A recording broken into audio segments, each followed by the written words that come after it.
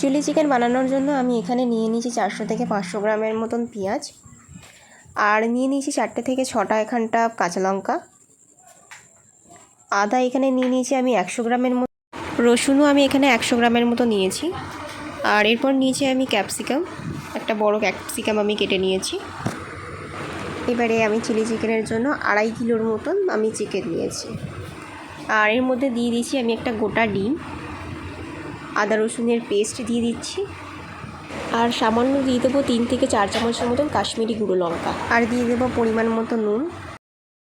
এরপরে আমি সামান্য দিয়ে দেবো আজিনামোটো। তারপরে আমি দিয়ে দেবো এখানে 15 থেকে 20 চামচের মতন কর্নফ্লোর, আর দিয়ে দেবো 100 গ্রামের মতন ময়দা।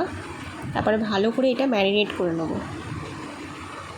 ম্যারিনেট করা হয়ে গেলে আমি এবারে তেলটা গরম করে নেবো। আর এরপরে আমি তেলটাকে ভালো করে গরম করে নেব। গরম করা হয়ে গেলে একে একে ম্যারিনেট করা মাংসগুলো এর মধ্যে ছেড়ে ভালো করে ব্রাউন করে ভেজে নিতে হবে। এরপরে আমি এখানে দিয়ে দেবো কেটে রাখা পেঁয়াজ ও ক্যাপসিকাম কুচি, তারপর সামান্য নুন, সামান্য গোলমরিচ, আর দিয়ে দেবো টমেটো সস, 1 চামচের মতন ডার্ক সয়া সস। ভালো করে দিয়ে এর মধ্যে আমি দিয়ে দেবো চিকেনের পিসগুলো।